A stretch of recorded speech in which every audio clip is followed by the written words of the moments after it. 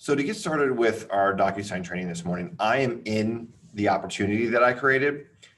In the Take Command training, we kind of walk through the process of creating that opportunity. So I didn't want to do that this morning for time's sake. But you can see here we're in our opportunity. My next thing I want to do is click on the Documents tab. And over here on the right-hand side, there's going to be a button that says Start a Transaction. This is what is going to open up a DocuSign room. It is very important that when you are starting a when you are working in a transaction, that you click Start a Transaction, because clicking this button is what is going to link your opportunity in Command to your room in DocuSign. And that's what's going to give you the ability to upload documents directly from DocuSign into Command. If you start a transaction or start a room directly in DocuSign, you will never be able to retroactively connect that room to Command. So always make sure you click Start a Transaction right here. So I'm going to do that. And it's going to open up a new browser tab with DocuSign. Make sure that you have pop-up blocker or allow pop-ups for Command and DocuSign, because that will be a big sticking point if you have pop-up blockers on, that it won't actually load the web page. And you'll know if there's a pop-up blocker on because up here in the URL bar, there would usually be a little red box letting you know that something's been blocked. So I'm going to sign in using the same account that I used to create, or same login information for the account that I created through Command. And now it's dropped me into the room that I just created. I can see here's the room name, 1234 Main Street Tony Stark listing, which is the same name as the opportunity in Command. Below here, we have the ID number. I'm going to point that out because in .loop, we had the ability to email documents directly into our loop. DocuSign has that same capability by using this ID number. That's more of a DocuSign 2.0 feature, but in the event that you ever just want to email yourself documents, you can use that ID number there. So we're going to act as if this is our very, very first time in DocuSign. So before we do anything, we need to confirm our NRDS ID number. That is what's going to allow or let DocuSign know that you have permission to use the GAR forms. If you do not confirm your NRDS number, you will not be able to access the GAR forms, so you won't be able to write a contract or a listing agreement or anything. There are two ways in DocuSign that you can confirm your NRDS number. The first is, we'll walk through right here, is when you're in your DocuSign room, when you first entered into DocuSign, you can click on the Add button up in the top right-hand corner, and then click on DocuSign Forms. You'll get this pop-up with these two images with two different logos, and we're going to click on the National Association of Realtors logo. And then it's going to ask for our 9-digit NRDS number. I don't know mine, and I've only met 2 agents that actually know theirs. So right here below that text box is a Find Your NRDS ID link. So you can click on that, and that'll open up a new browser tab that'll allow you to search for your NRDS number using your last name, email address, and/or license number. So I'm going to use my last name and my license number. Click Submit, and then it's going to show me my 9-digit NRDS number. So I'm just going to copy this, close this window, come back to DocuSign. I'll paste that in there, put in my last name, and then I need to select the association that I'm a member of, which is the Georgia Association of Realtors. I'm going to scroll all the way to the bottom, because then the Georgia Association of Realtors is up here. It looks like it's probably 20th from the bottom. So I'll click Georgia Association of Realtors and then click Validate. It's going to let me know that I have validated 2 association memberships. And if this is your very, very first time, it'll also have another pop-up here for asking you to confirm and accept the terms and conditions for the Georgia Association of Realtors. So click Accept. And then this pop-up window right here will show up to add DocuSign forms, and that's how you will know that your NRDS number has been accepted. The second way that you can confirm your NRDS ID is over here in the top right-hand corner where you see your initials or your image. You can click on that and scroll down to Preferences. Then in the menu on the left-hand side, we'll click on Integrations. And And then we'll scroll down here to where it says NRDS ID information. Because I just confirmed mine, this is all my accurate information. But if your NRDS ID number wasn't uploaded or added correctly, where it says clear here, it would actually have that find your NRDS ID number, that link to that pop-up window where you can search using your last name, email address, and license number. And then you can click save here. It's the same process. So those are the two ways that you can confirm your NRDS ID number. Any questions about that? No. All right. So now that we've confirmed our NRDS ID number, I'm going to go back to the room that I just created. So right here, and then I'm going to go back to the Documents tab, because now I'm back to where DocuSign dropped me into this room, which is right here in the Documents tab. Your first instinct is likely going to be, oh, now that I'm in the Documents tab, I can start adding my documents. I can start adding my listing agreement and my purchase and sale agreement. Don't do that. What you're going to want to do first is go to the Details tab. And we're going to go through the information here in the Details tab and update it and make sure that it's correct, because all the information here on the Details tab is what's going to auto-populate into all of your GAR forms. So we want to make sure that this is correct here, so that way we don't have to make any changes to our documents. So I'm going to click on the Edit button up here in the top right-hand corner, and we're going to just work our way from the top and work our way down. The information is broken up into kind of two different sections. Over here on the left-hand side, probably the left-hand 3/4 of the page, is going to be information about the property. And then the right quarter of the page is going to be information about the seller, listing agent, buyers, and buying agent. So we'll start at the top and work our way down. Name of our room, which I'll just leave that here as it is. Local currency, I'm going to select US dollar. MLS ID, I'm just going to type in the number from FMLS. Origin and lead, a company room status, you don't need to really update that. And then property address. So for today's example, we're going to be working on a listing. So I'm going to do 1234 Main Street, City, Atlanta, County, Fulton, State, Georgia, postal code 30324, property type, single residential detached, year built, I'm going to do 2004. Special circumstances, no special circumstances for this transaction. So we'll do listing date. We'll do today's date is the listing date. Listing expiration date, I'm just going to select January 22nd. Original list amount, we'll do 415,000. And then I'm going to type that in here a couple times. So there we have that all set up. We'll scroll down. We have our offer details. Now, since we are just listing this property, we don't have an offer yet, so we can leave this blank. High bid confirmation. Again, we can leave this blank. Closing date, leave this blank. Additional information, I'm going to leave this blank, as well as property details, because I don't really need to know this exact information for any of my GAR forms. So now that the information about the property has been input, I'm going to go over to the information on the right-hand side about my seller clients. You'll see here that Tony Stark's information has been pulled in directly from command. 9 times out of 10, when you start a room or click start a transaction in command, DocuSign will pull in that contact information. However, if you create your contact and then immediately create the opportunity and then immediately click start a transaction, it likely won't pull over that information because the system has not had time to save all of your clients' contact information, which is fine. You can just add it here manually. So double check that Tony's information is correct, his phone number, email address.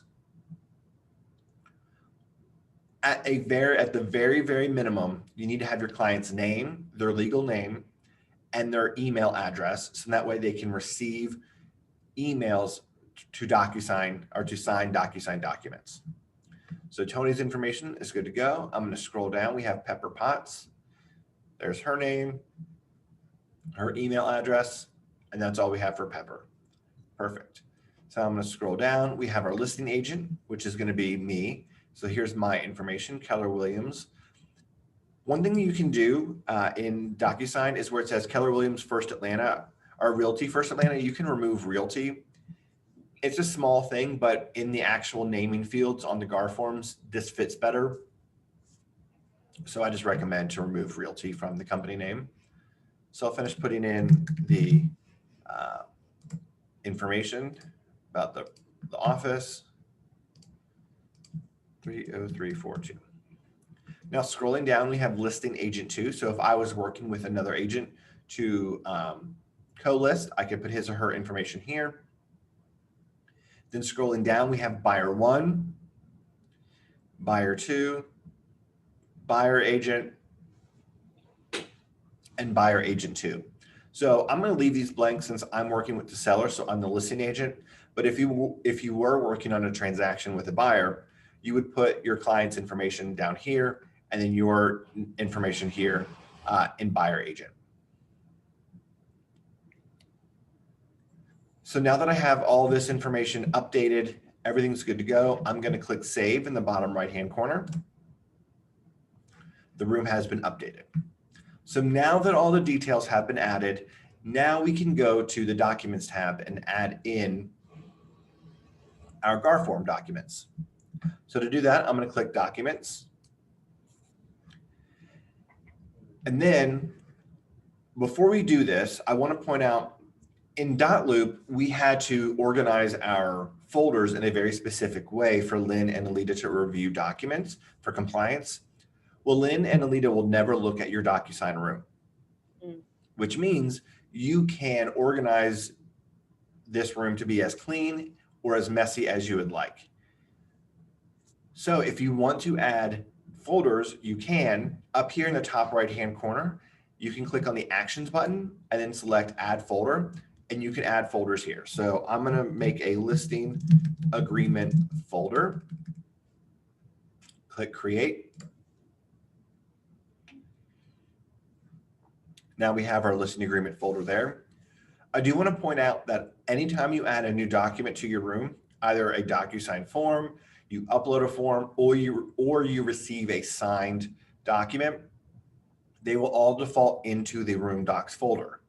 We can easily move those into their correct folders if you want to, but I just want to point that out so that way you are aware of it. So now we can start adding our documents. So up in the top right-hand corner, I'm going to click on the Add plus sign or Add button and click DocuSign Forms. We're going to have this pop-up window. It may take a moment, so give DocuSign a second. I promise it will load. I'm going to leave this here as DocuSign Forms Library, and then I'm going to select my Forms Library as the Georgia Association of Realtors. This is going to pull up all 180 GAR forms that we have access to. So we'll just start searching for the forms that we need. So we're doing a listing. So I need my exclusive seller listing agreement. Now we have 3 different options here. So be very mindful to pick the correct option. So I'm going to select F101 here. Exclusive seller listing agreement. I do not want the non-exclusive or the commercial. So I would recommend that as you start to use these forms more, start to memorize the form number like F101, because you can actually search for that form number here. So I could search for F301, seller's property disclosure statement. I'm going to add that. Then I'm going to add the community association fees disclosure. So I'm going to click F322 there. And then I'm also going to add the purchase and sale agreement. Now, I know traditionally when you're working on a listing, you would not be the agent to originally fill out that purchase and sale agreement. But for our example today, I want to walk through that since it is a very important form. So I'm going to type in F201, and there's my purchase and sale agreement. So select that. In the bottom left-hand corner, it lets me know that I have 4 forms selected, and I'll click Add. And these will be added to my room in the room docs folder. But I want to move these documents into all my listing agreement documents into my listing agreement folder. So there are two ways that you can move documents. The first is when you move your mouse over the icon of the document, a radio button will appear in the top left-hand corner. You can check that. And anytime you select a document, this toolbar will appear up here at the top of the screen, and we can select the move feature. So I'm going to select these two documents here, and then I'm going to click on the move icon. I'm going to select the destination of a folder in current room and listing agreement. So I'll click move. The page will reload, and now those documents have moved into my listing agreement folder. You can also drag and drop. So I can just click my mouse and hold my mouse down on the seller's property disclosure and drag that into the listing agreement folder. And now it has been moved. It's that easy. So now we can get started filling out our exclusive seller listing agreement. Are there any questions on anything we've gone over so far? No. All right, perfect. So to open up your listing agreement, I'm just going to click on the document icon and DocuSign will open it up.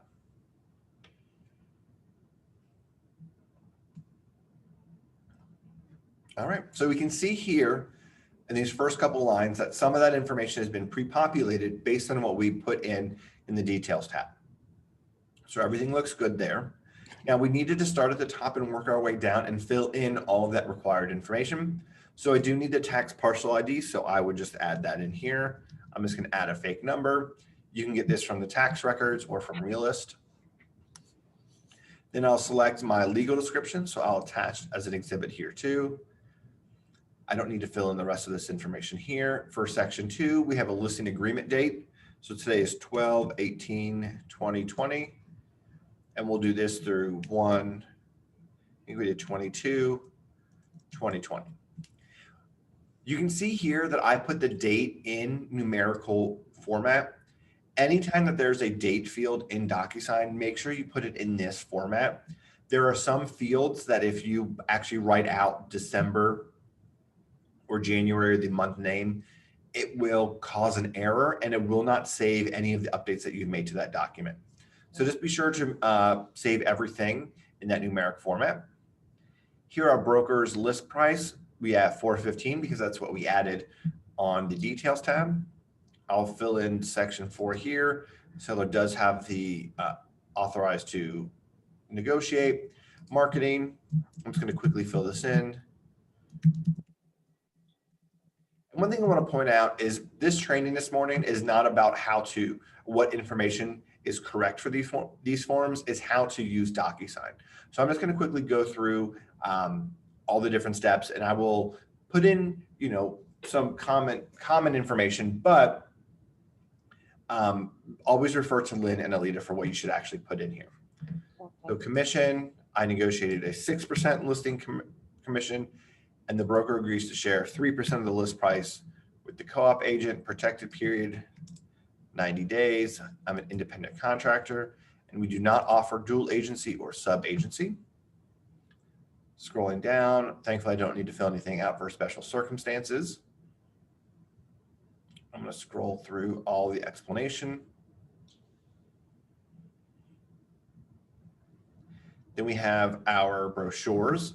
So all of the GAR brochures are added in DocuSign, so you can add any of the brochures that you are going to include. And then we have our legal description, so we'll make that Exhibit A. If you have any special stipulations that you would like to include, you can type those stipulations in here. You can add more. You have this entire text box field that you can fill in with stipulations. So anything you want to add, you can put it there.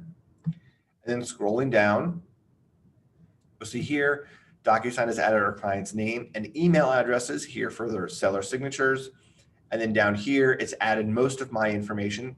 Now, a handful of these fields are blank, so I do need to fill them in.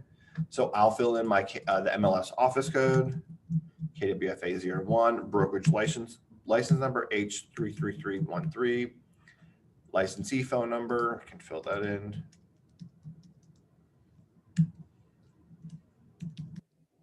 tax number, Georgia real estate license number, and I'm a member of the Atlanta board. So once everything is done here, I click save and close. I can click save and close up here in the top right-hand corner, or if I scroll down to the very bottom of the sheet, click save and close here.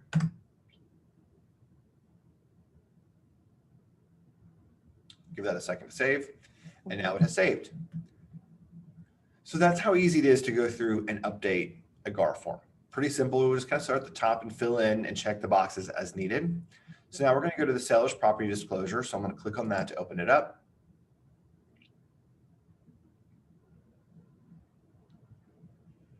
And then again, we'll just start at the top and work our way down. So I don't need to fill in an exhibit letter just yet because this is not added to a purchase and sale agreement. And then I don't have an offer date to fill in here, but all the rest of the information for the property has been updated, so I'm good to go. And I can scroll down.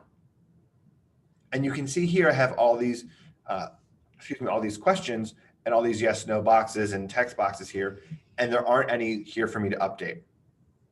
That is on purpose. Us as agents are not allowed to fill out any of the disclosures on behalf of our clients. So DocuSign does not have any text boxes mapped to me as a listing agent here.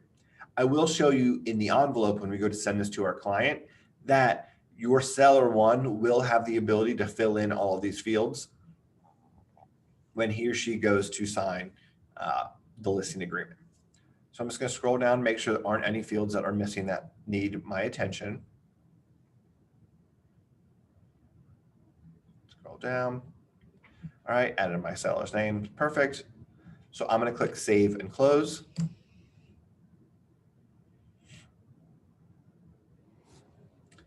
All right, and now we can go to the community association disclosure. So I'll click on that to open it up. And this is going to be the same as the seller's property disclosure. I don't have an exhibit letter yet. I don't have an offer date yet, but my property information is correct. And scrolling down, again, I have all these text fields and boxes that I can't make any updates to. And again, that's the same as the seller's property disclosure, and that all of these fields are mapped to seller one to fill in. So I can't fill in any of this information, which is fine. And then I'm going to click save and close.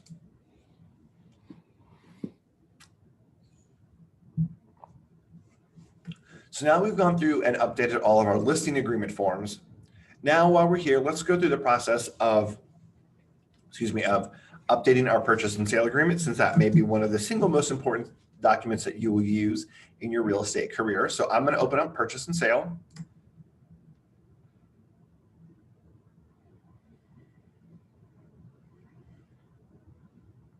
All right, so like the other documents, we'll start at the top and work our way down and fill in any of the information. So offer date. So today I'm going to pretend as if I'm writing this offer. We'll do 12/18/2020. Property address, zip code, MLS number. I need to add in the tax parcel ID. So let me just type. Legal description, I'll select attach as an exhibit here too. Purchase price paid by buyer, let's do $400,000. And then I want to point out here that you notice that I put in my sales price without any commas.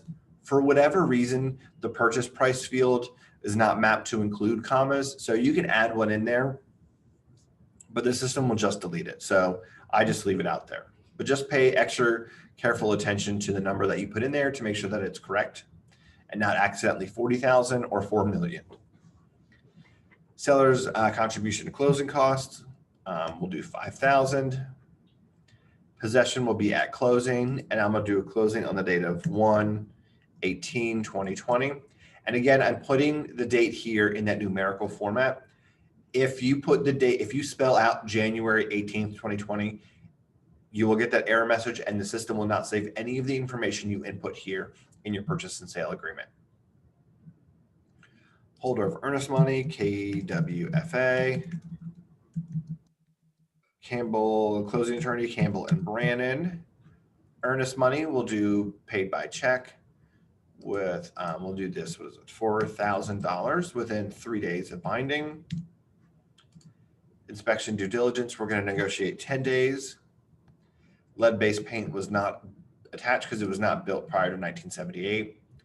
So here we have, I'm representing the seller as a client, and then we'll do Harry Norman, and they are representing the buyer as a client. So we're good to go there. Material relationships, none that I know of. And we'll make this offer valid through 12 p.m. on 12/19. Oh, goodness. 12/19/2020. So it's that easy just to go in, fill in the fields, check the boxes as needed, and then we'll scroll down.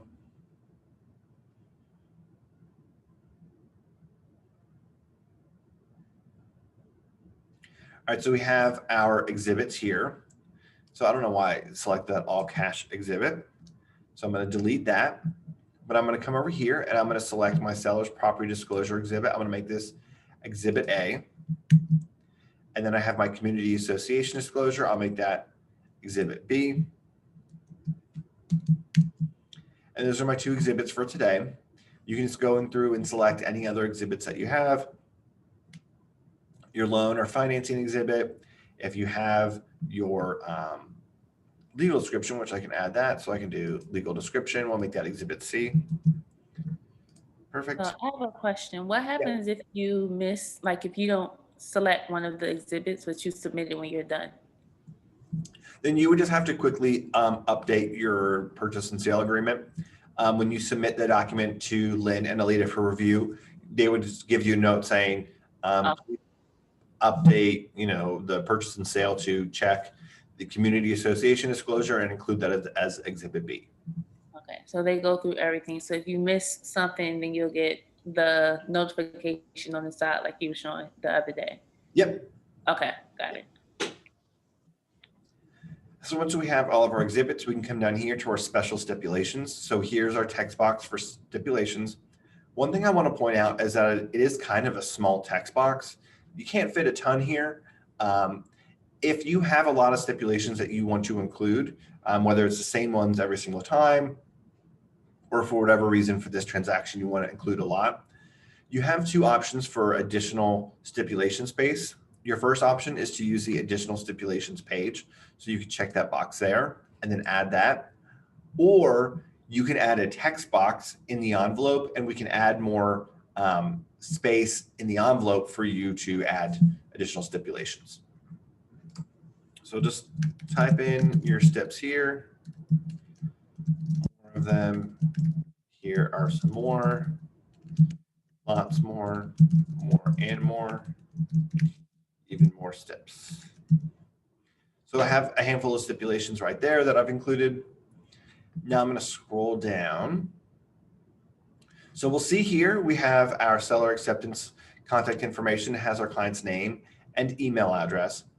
Now, it is a personal preference of mine, but I don't like to include my client's contact information on any document I share with a co-op agent.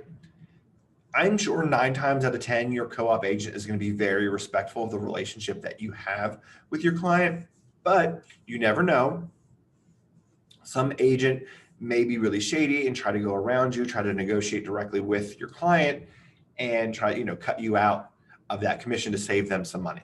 So my initial idea or thought would be to delete my client's contact information.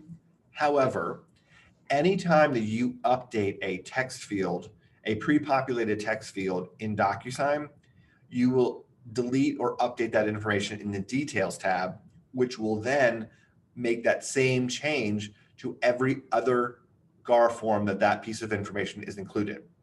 So if you were to delete your client's information, your contact information here, it would delete his email address out of the details page.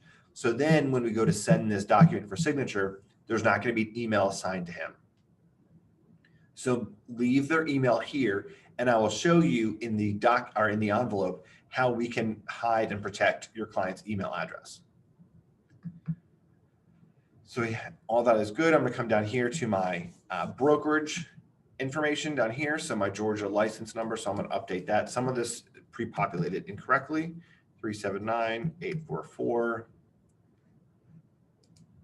Fax number. I'll come up here to membership, Atlanta. And then MLS office code, KWFA01. And then the license number looks good.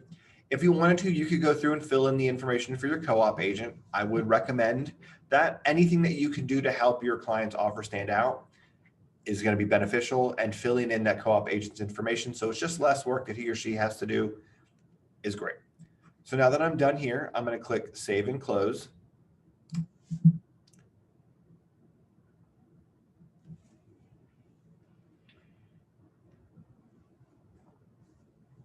Perfect. So now all of our documents are saved. Our next step is to send these documents to our client to review and sign them. To send documents for signature in DocuSign, we send them in an envelope.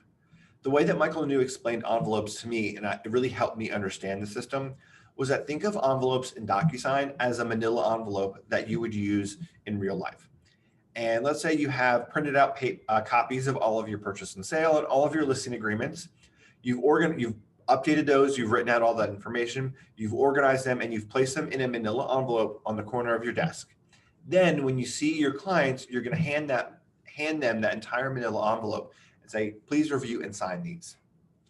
The envelope in DocuSign is going to work the same as that manila envelope as a place to house and send those documents for signature. There are two ways that you can create an envelope. The first way is when you're in the Documents tab. If you roll your mouse over the document icon, you can select the radio button in the top left-hand corner. And then when you do that, the toolbar will appear and you can select Create Envelope. So that'll be option number one. Option number two is if you come up here to the Envelopes tab, and then it'll take us to the envelope section of DocuSign. And then in the top right-hand corner, I can click on New. And this will put me right here. And this would be the same page that DocuSign would drop me off at, is if I had selected the documents and clicked on the create envelope icon in the Documents tab. So with everything else in DocuSign, we'll start at the top and work our way down, filling in and updating the information. So our envelope name. An envelope name is just for your reference, but try to make sure that it is a name that you can remember and identify, because throughout the transaction, you're going to send numerous envelopes, like 10, 20, 30, potentially 100 envelopes. So you want to keep sure that you want to keep them organized. So if you ever need to go back and reference any of that information, or when a document was sent or when a document was signed, you have that all neatly laid out for yourself. So I'm going to name this 1234 Main Street, exclusive sale listing agreement, and purchase and sale. Our next step is to add documents to the envelope.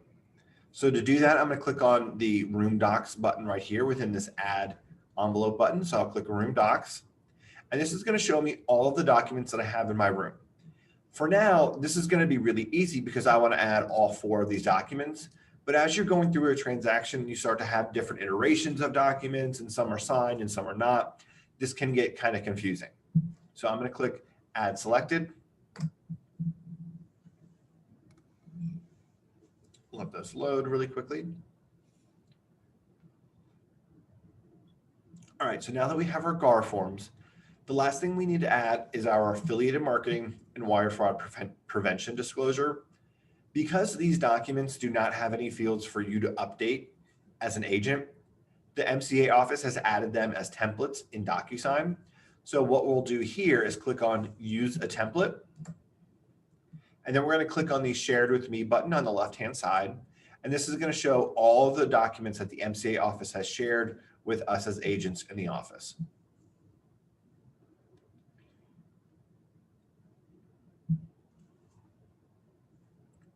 Perfect. So now that they've loaded, so I'm going to scroll down. And we can see here we have affiliated marketing and wire fraud disclosure. However, it says buyer to the left of them. And then if I scroll down, I have a seller version of wire fraud and affiliated marketing right here. Those those disclosures are the same exact documents. However, based on who needs to sign them, the signature fields are assigned to either the buyer or the seller. Since today I'm working on the listing side, I'm going to select the seller version of those disclosures. So once I've selected them, I'll click Add Selected, and it will load those documents into my envelope. So now you'll see that I have all 6 of my documents. However, my documents are just in alphabetical order.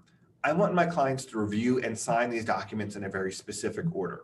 I want them to sign the listing agreement and then the disclosures before signing the purchase and sale agreement. If you want to reorder your documents, you do it right here at this stage. You cannot change the order of the documents later on. So to reorder them, just roll your mouse over the document, hold your mouse down, and then drag that document into the position that you want. So I'll move my seller's property disclosure into the second position. Then I have my my community association. Then I want my purchase and sale to be last. So I'm going to move that right there. And now I have my listing agreement, SPD, CAD, wire fraud, affiliated marketing, and then my purchase and sale.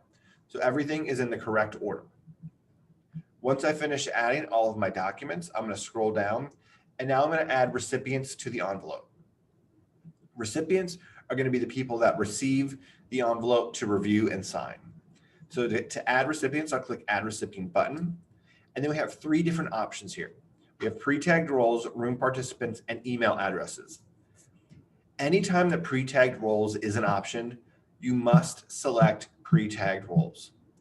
The reason is because all of these GAR forms are mapped to pre-tagged roles. So certain fields are going to be mapped to the agent to sign, for the seller 1 to sign, for seller 2 to sign. If you select room participants, none of those fields for signatures or completion are going to be mapped, which means that you're going to have to manually add every single one. So always be sure to select pre-tagged roles. So I'll select pre-tagged roles, and then it's going to show me all the different roles that are on all the documents. So today I'm working with a listing. So I'll come here to seller 1. I'll scroll down, and I'm going to select Tony Stark as seller 1. And then seller 2, I'll select Pepper Potts from that dropdown. Now it's very important to keep in mind who you put as seller 1 versus seller 2, because seller 1 is going to be the person that is mapped to fill in all the information on the seller's property disclosure and the community association disclosure. So talk with your clients to be sure who wants to be the one to fill that in. And then we have the listing agent as myself. Your name may be on this list twice. That's fine. Select either one. It'll be the same. So now we're good to go. Down here, we have this seller 1 option. Don't select that. We'll just leave the seller 1, seller 2, and listing agent option. So click Add Selected. It's going to add each one of those recipients to the envelope. We'll give it a second to load. All right, so now all 3 recipients are added. There's a handful of information for each one of these boxes, so we're going to walk through it. On the left-hand side of each one of the recipients, there's a box that has a number 1 in it.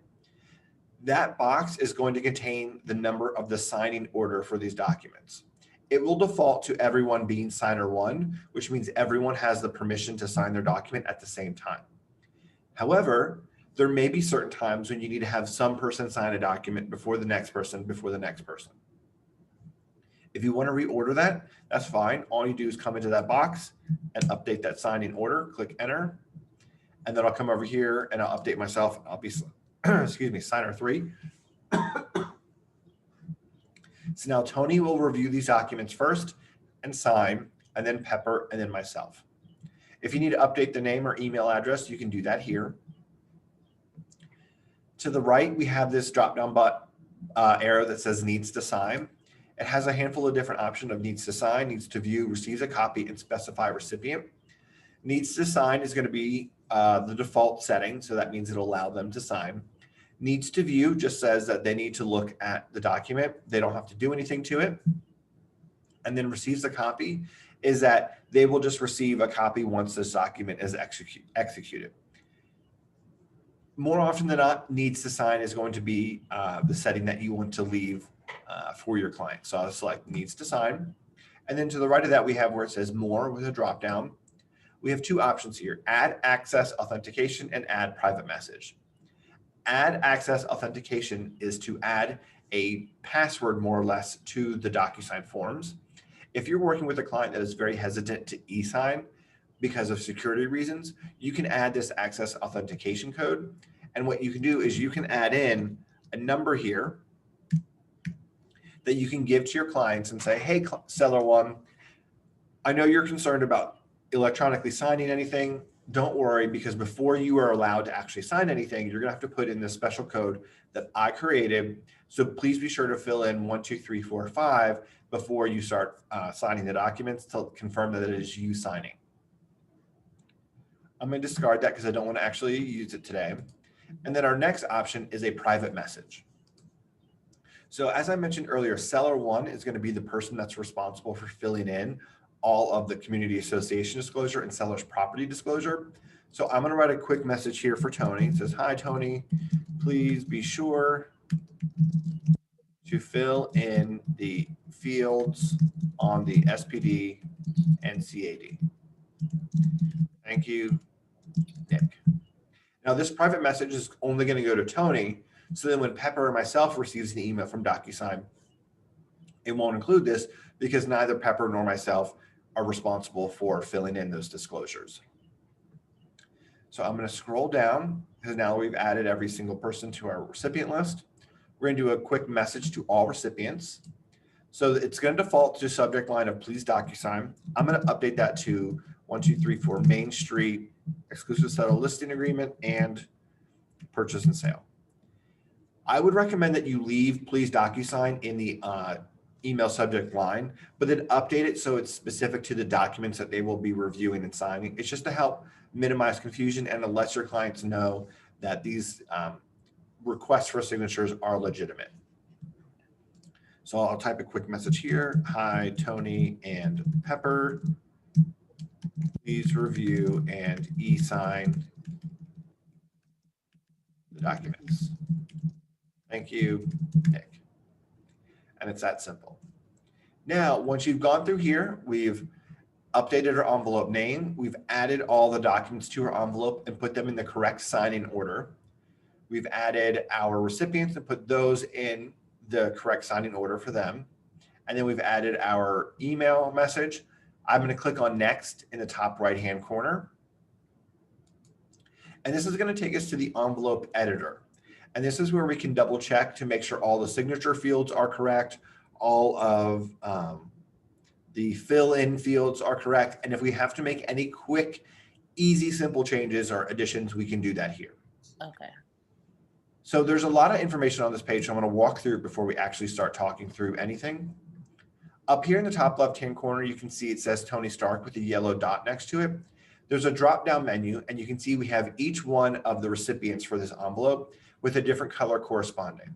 If you want to select the different names, all of the standard fields on the left-hand side are going to change with that corresponding color. And that is to make it more easy for you to identify which fields are tagged to which recipient. So I can see myself as purple and Tony as yellow. And then we have all these standard fields over here on the left-hand side of signature, initial, date signed. So if you ever need to add any of these fields over here, you just click on it and then add that field. In the middle here, we have a preview of the document. So this is where we'll be able to see all the information, double check that what we wrote in was correct. If you want to change the zoom, you can do that here. So we can leave that as is. And then on the right-hand side, we have thumbnail versions of each one of the documents. So you can expand the document here, and then that way you can quickly scroll through all the different pages of the document. And then right here on this final page, you can see these tabs, these color coordinated tabs that lets me know that on this page 8 of my listing agreement, that there is a signature field for Tony, Pepper, and myself.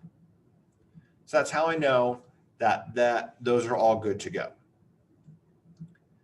One thing that's really interesting that you can do sometimes, depending on the signing order, is that since I'm going to be signer 3, the third and final signer, I can actually make this document binding when I sign it. So to do that, I can come up to the drop-down menu, select my name. So all these standard fields turn purple.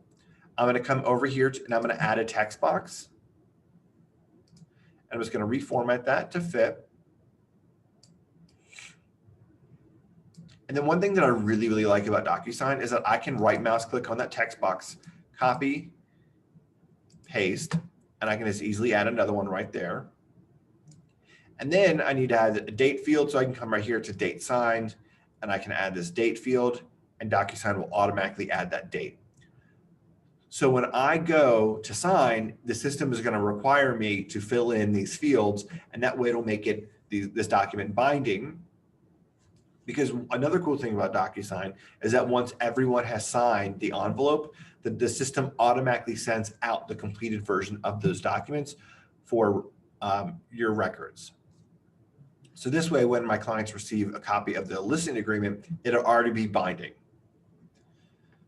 So I'm going to scroll down. So now we're going to go through the seller's property disclosure. And this is the document I mentioned earlier, was only mapped to seller 1. So you can see here, I have these text boxes and radio buttons that are outlined in yellow. I'm just going to come over here and I'm going to select Tony. So I can see Tony is the yellow color. So all these fields are mapped to Tony. But you can see that it's just outlined in yellow and it's not filled in completely yellow. And that's because this is not a required field. None of these text boxes or radio buttons are required, which means that when Tony goes to sign this document, the system is going to jump from required field to required field, which would more than likely be signature field, signature field, signature field. And the system would skip right over all these fields on the seller's property disclosure and community association disclosure. There's a quick little hack that you can do to prevent this from happening. You can select that this first text box, what year was the main residential dwelling constructed, and then click on required field. And now we can see that it's filled in. That means to the system that this field is required, so the system will stop to ensure that seller 1 fills in this field. Now, I don't want to make all of these text boxes and radio buttons required because some of them will be left blank, and I don't know, which answer yes or no is correct. But what this will do is it will have the system stop on this page. Tony will have to fill in the year there, and then it'll be much easier for Tony to go through and fill in all of the remaining boxes because the system will not have skipped over it all. And I'll walk you through what that experience will be like for Tony in just a few moments. So that is a quick hack of what you can do to get the system to stop. So I'm just going to scroll down. I'm going to make sure that all these text fields and all these radio buttons are properly mapped to Tony by double checking that they are all yellow. Perfect. Everything is looking good.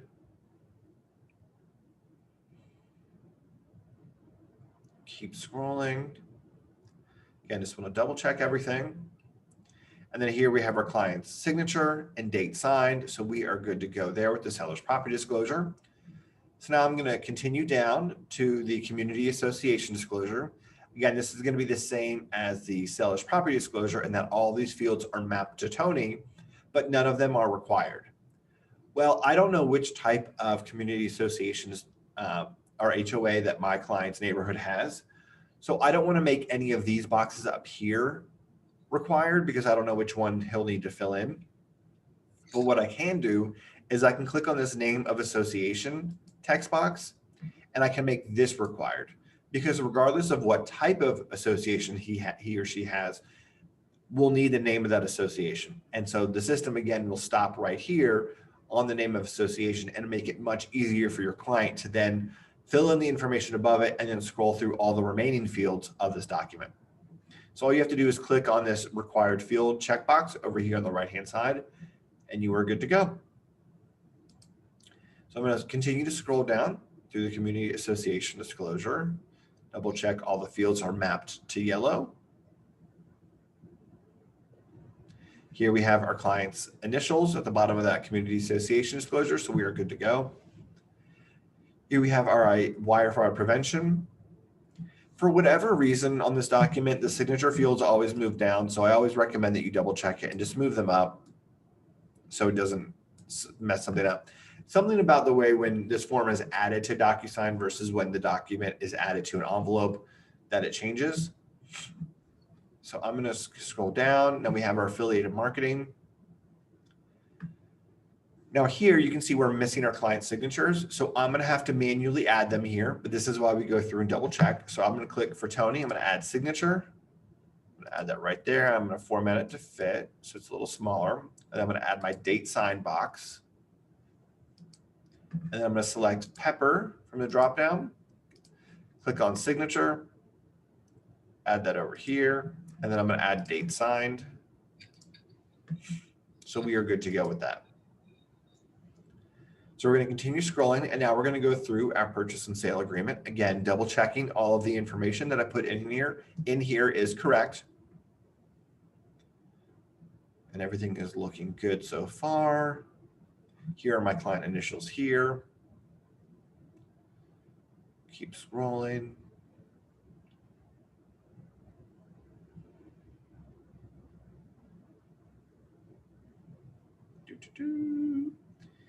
Here we have our exhibits that we have added. And then here are special stipulations. Now, remember I told you when we were going through this in the Documents tab that there wasn't a lot of room there to fill in those stipulations. So if you want to make or add more stipulations, you can do that here. The easiest way to do that is in this drop-down menu up in the top left-hand corner, select yourself as the agent, then add the text box field. So just click on it, move your mouse over here, click again, and then we're going to reformat this to fill up the entire space. So now we have a lot more room to fill in those stipulations. So all you have to do is start typing in your text. So here are some additional steps. More.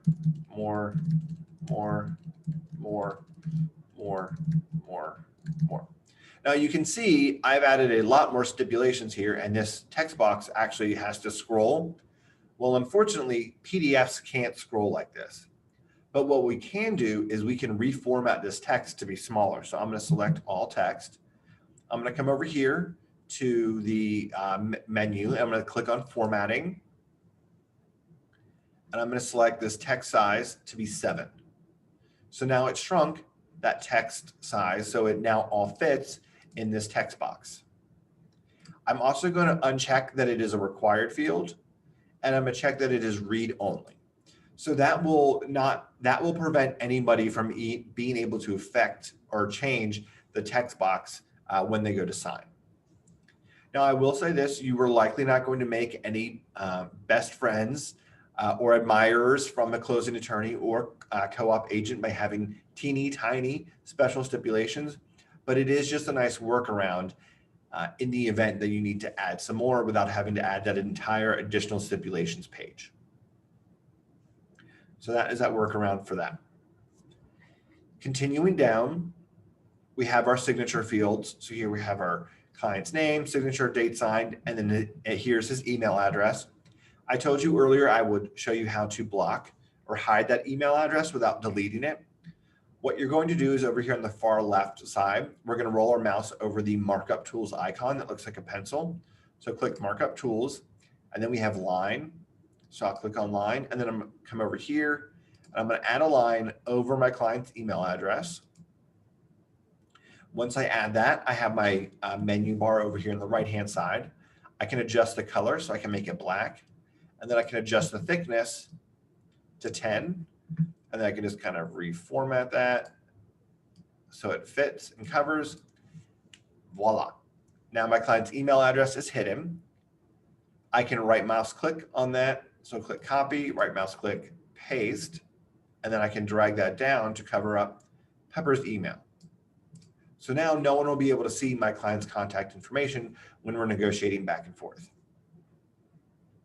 I'm going to scroll down, double check my signature field to make sure everything is good to go. Perfect. So now everything is ready and set to send out for signature. If you wanted to see what your clients will see and double check everything again, you can click on this recipient preview button up here in the top right-hand corner. And this is going to show you a preview of what these DocuSign forms will look like on a computer, on an iPad, and on a mobile phone.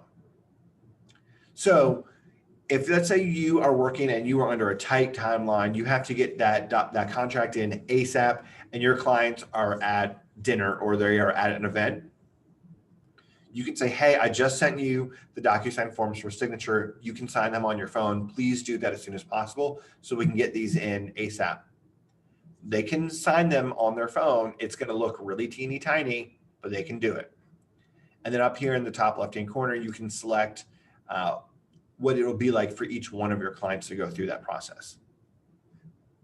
So again, just another place that you can come in to double, triple check to make sure that all the fields, all the information is correct. So I'm going to click the X in the top right-hand corner to get out of the recipient preview. And now what I'm going to do up in the top right-hand corner, I'm going to click on Send. And this is what's going to officially send all these documents out for review and signature. So I'll click Send here.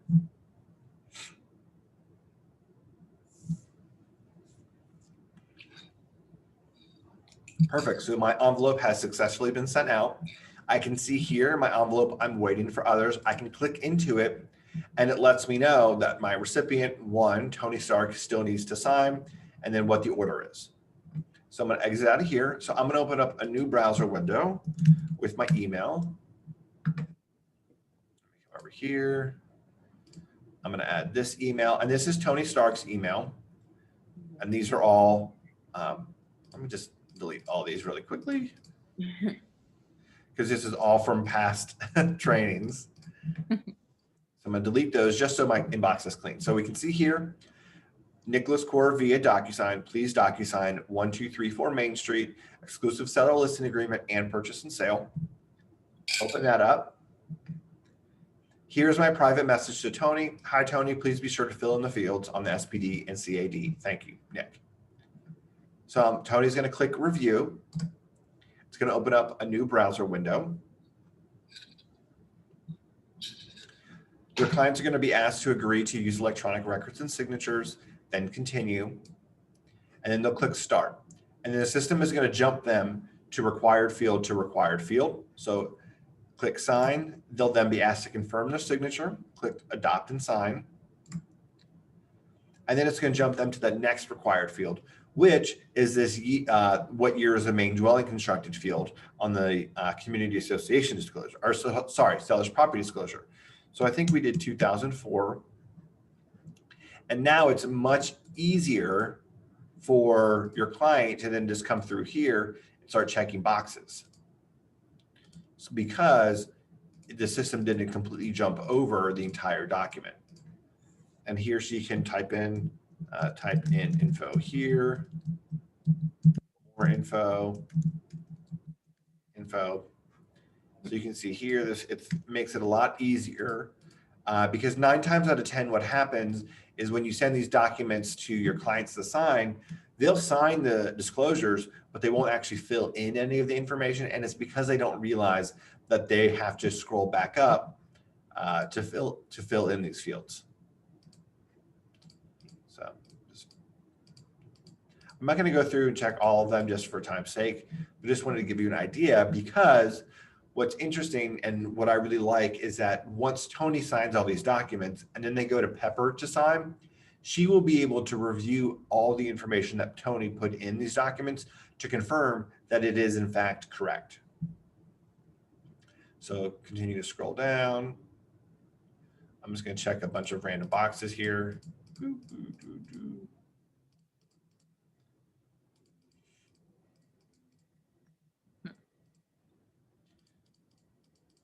All right, and then scrolling down, Tony's going to sign. And now we jump to the community association disclosure. So it's going to stop us here at the name of that association. So we'll do HOA name, and then I can easily come back up here and I can select, okay, we have a mandatory homeowners association. That's $1,000 that's paid in 4 installments. And then I can fill in the rest of the name information here. Contact info 404, 1, 2, 3, 4, 5, 6, 7. So again, you can just see all this here, how easy it is. Amounts to be paid, we'll do $100. There's no special assessments. This includes the pool, tennis, clubhouse, and common area insurance and maintenance. All right, there's not any litigation on here. And then Tony can initial. You can sign the disclosure, sign, initial, and then sign. And you can see his email address there is blacked out. So then once your client has gone through and signed everything, they have to click the finish button. The finish button is up here in the top right-hand corner or at the very bottom of all the documents. They're going to click finish. The system is going to ask if they want to create a DocuSign account. They can click no, thank you. Now they're going to get the You're All Done page. Your clients need to be sure that they click on and receive the You're All Done, because that is what's going to confirm with the system that Tony has now finished reviewing and signing everything. So now the document can be sent to signer number 2, which is Pepper. So I'm going to close out of this tab right here. I'm in my email. Perfect. So now I'm going to open up my other email for Pepper. We can see this top icon right here is, oh, sorry, this is the wrong email. There we go. Mm-hmm. This top one right here should be from DocuSign. Hi, Tony and Pepper, please review and e-sign the documents. You can see that I don't have the private message that went to Tony because Pepper doesn't have to fill in any of the forms. Pepper will now click review documents. Again, agree to use electronic records and signatures, continue, start, sign, confirm signature. And now it's going to jump all the way to the bottom of that seller's property disclosure because Pepper didn't have to fill anything in. But if you scroll up, you can see here's all the information that Tony filled in. So it allows Pepper the opportunity to review this and just give it a double check herself. And if for whatever reason, if Pepper finds anything that's wrong, can let me, the listing agent, know. And so we can make those updates really quickly. Because we do want to make sure that all this information is as accurate as possible. So everything looks good to go. Everything's checked properly. Now Pepper can sign. Same thing with the community association disclosure. So I'm going to scroll back up just so we can double check and make sure everything was added correctly. And we look good to go. So I'm going to click next. It's going to take me to the affiliated marketing disclosure. So I'll click sign there. Initial the property or a purchase and sale agreement. Sign. And then we're going to sign this last disclosure. And now finished. So Pepper will click finish. It'll ask her if she wants to make an account. Say no, thank you. You're all done. So Pepper is done signing. So now it's my turn. And now you can see here I have this email. Please DocuSign 1234 Main Street. So it's my turn to review and sign because I'm the third and final signer. So I'll click review documents. Click continue. Start. I'm going to sign. And then here it's going to stop me to fill in to make this listing agreement binding. So I'm going to do 12 PM. I filled it in, so I'm good. So that document will become binding. And I'm going to sign the purchase and sale, and then I'm finished. So I'm going to click finish. I do not want to sign in, so I'll say no, thank you. And now I've received the You're All Done page. So we are good to go here. I'm going to come back to Tony's email because I want to, if you give it a second, the system will send out that email. So here we have our completed DocuSign envelope, and the DocuSign attaches signed copies of all of those forms. So that way your clients have record of them. So it's just one less step for you to have to go through and email all of those out. So everything is good to go. So I'm going to come back into DocuSign, come back up here. I'm going to click refresh. And now it says this envelope is completed. So now I know everything is good to go. So I'm going to go back into my documents tab.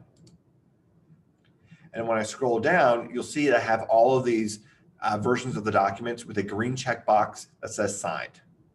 Those are all the signed PDF copies of each one of those GAR forms. So we made our listing agreement folder. So now I want to move all of the forms that are a part of the listing agreement into that listing agreement folder. So I'm going to select each one of those. Oh, did not mean to open that up.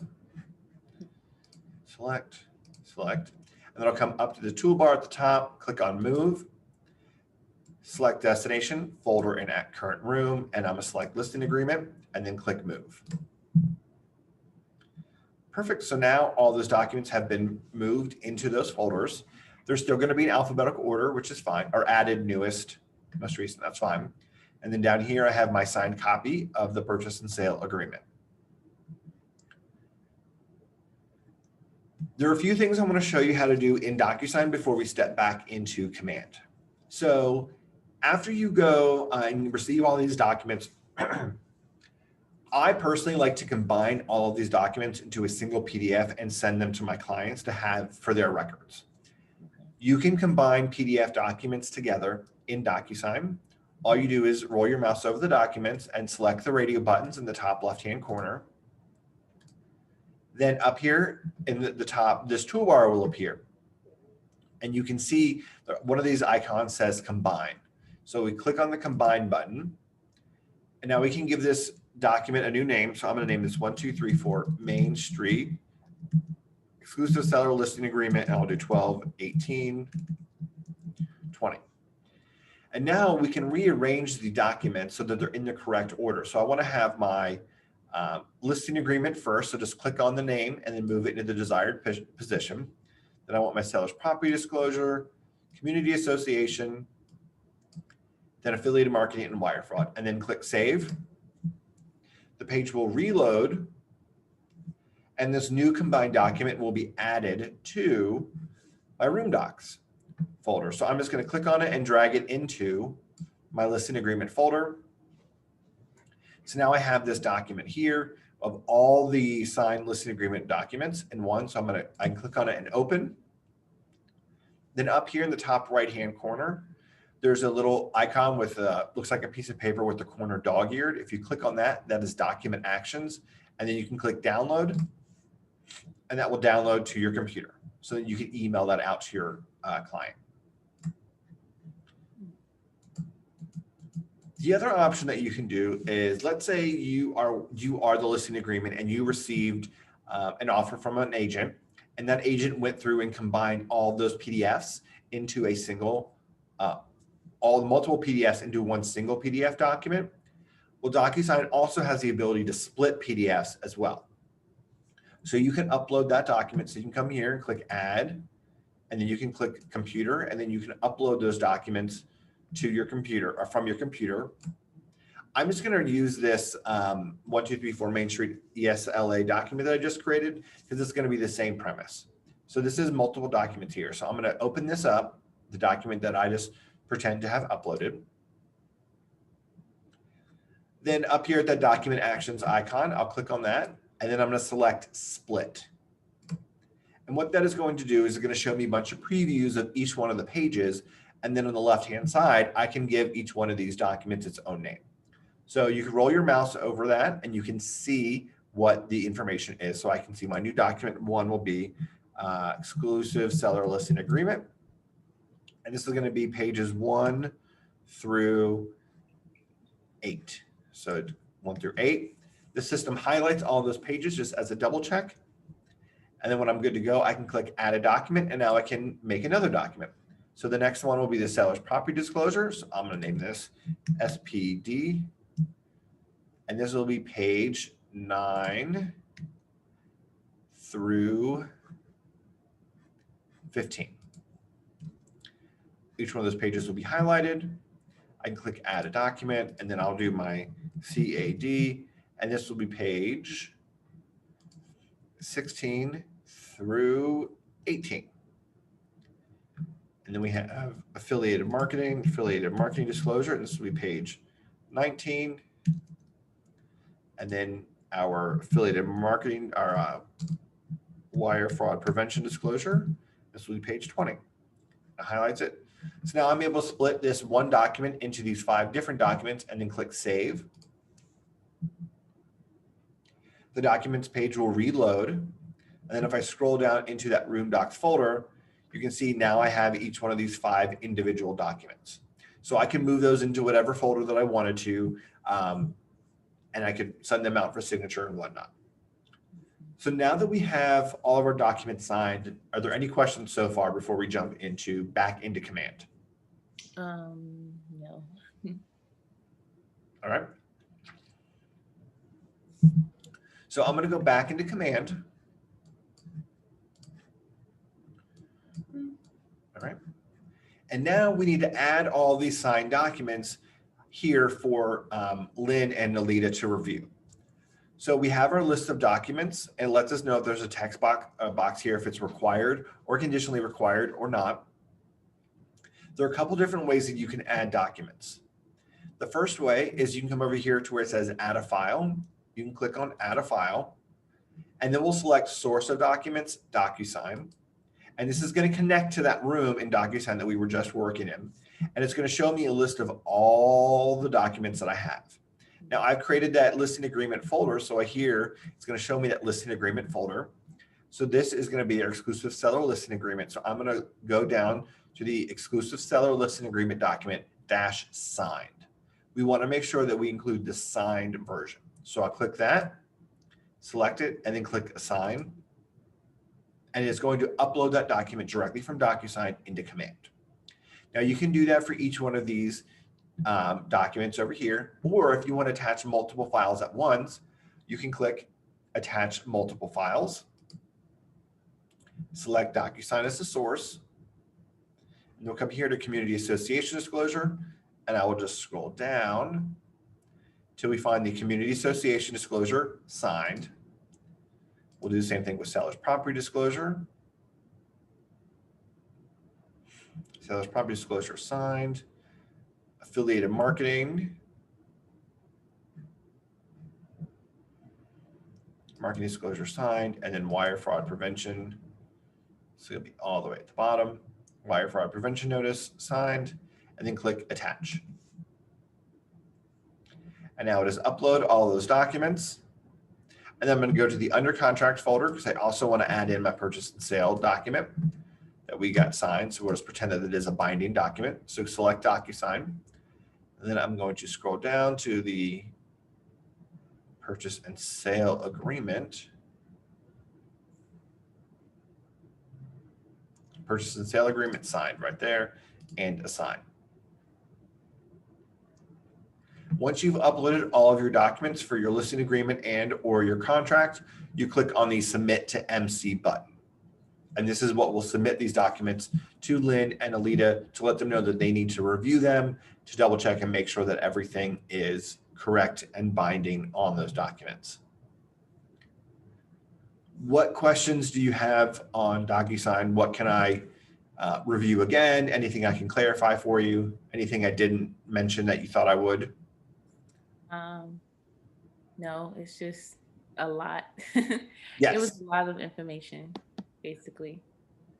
Yes, and I have a guide that I put together, so I can send that over to you. Okay. And it basically walks through everything that we just talked through in bullet point form. So sometimes I know some agents like to have a video to watch, and some like to be able to read through it. Yeah. I'll send that to you so you can have that as a resource as well. Okay. Yeah, I think the only difference between, like, for me is the fact, like, I don't really have the clients and everything right now. So I'm just like taking information in and trying to get used to the system and how it looks before I actually do it. So any and everything would work. Perfect. And it would help. Well, you're setting yourself up for success by familiarizing yourself with everything on the front end. So then when you are actually working with clients, if you're not learning there on your actual clients, what I would also recommend doing is maybe even creating a test room in Command and then creating that test DocuSign room. Sorry, creating a test opportunity in Command and then creating the test room in DocuSign. So you can actually start to play around with things and put in the information, send things out for signature to yourself. Okay. Because when you do have your first client and things are selling super quickly, if you're in that multiple offer situation, you're going to be that extra level of stress. So Yeah. anything that you can do now to prepare is great. Thank you. I'm gonna name my my fake address 1234 Main Street. Perfect. Yeah, it works. But thank you. Thank you, Shakira. All right. See you again. Talk to you later. Have a good afternoon. You too. Bye.